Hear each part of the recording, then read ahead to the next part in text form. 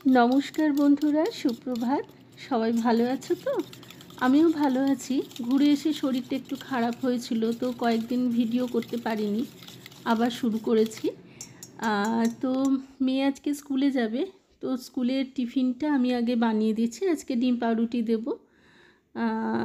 तो আর মানে মেয়ে খেয়ে যাবে তো ওই জন্য আমার রান্নাও মোটামুটি হয়ে গেছে, ভাত ডাল হয়ে গেছে। আর এই যে একটা গ্যাসে আমি মাছের ঝোলটা বসিয়েছি আর আরেকটা গ্যাসে ওর টিফিনটা করে দিচ্ছি।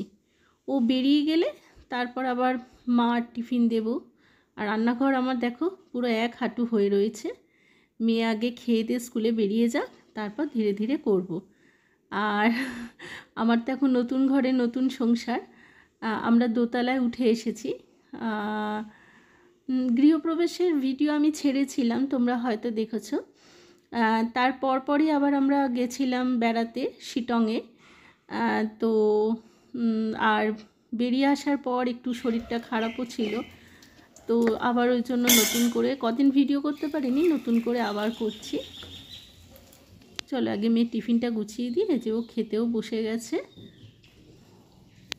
যতক্ষণ না বেরোয় না মানে মনে হয় যেন আগে ওর সব কিছু করে দিই, ও রেডি হয়ে বেরিয়ে যাক, নাহলে বাসটা মিস করবে। স্কুল বাস আসে, আমাদের বাড়ির সামনেই আসে। ও বেরিয়ে গেলে তারপর ধীরে সুস্থে আমি ব্রেকফাস্ট করি, মাকে দিই, মাও ব্রেকফাস্ট করে, তারপর আস্তে আস্তে কাজ করি। তখন আর পিছনে কোনো তাড়া থাকে না। আর তন্নির বাবা তো সকালেই বেরিয়ে গেছে অফিসে। চলো মেয়ে বেরিয়ে গেল, এবার ধীরে সুস্থে কাজ করি। দেখো রান্নাঘর সব পরিষ্কার করে নিচ্ছি। একটু আগে কি অবস্থা ছিল বলো। আর অ্যাকোয়াগার্ডটা এখানে লাগিয়েছে তো ওই জন্য জলের বোতলগুলো এখানেই রাখা হয়। তবে এখানে মানে একটু গ্যাসের সমস্যাটা হচ্ছে, কি বলো তো, এইখানে এই ইলেকট্রিক কেটেলটা না এই গৃহপ্রবেশে গিফট পেয়েছি, আমার এক বন্ধু দিয়েছে।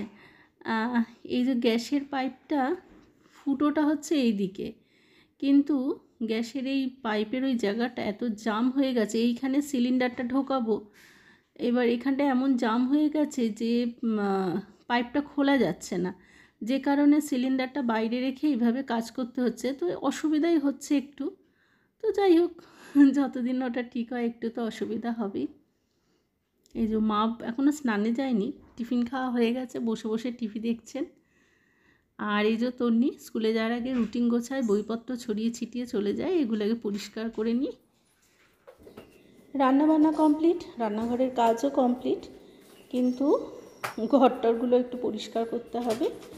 ঘরটরগুলো পরিষ্কার করে তারপরে ঝাড়ু পোছা করে আগে মাকে স্নানে পাঠাবো।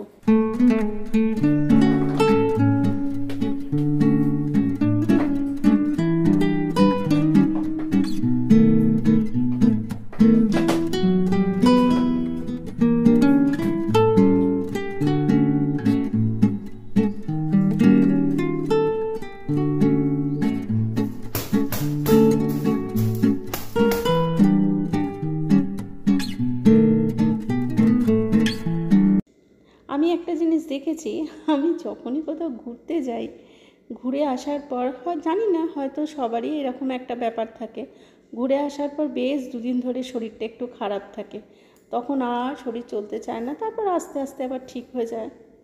হয়তো সবারই এরকম হয়, আমি শুধু আমারটাই বলছি, অনেকেরই হয়তো হয়। তো চলো বন্ধুরা, আজকের মতো ভিডিও এখানেই শেষ করি। আর সবাই খুব ভালো থেকো, সুস্থ থেকো, আনন্দ থেকো। আবার দেখা হবে, আসি তবে।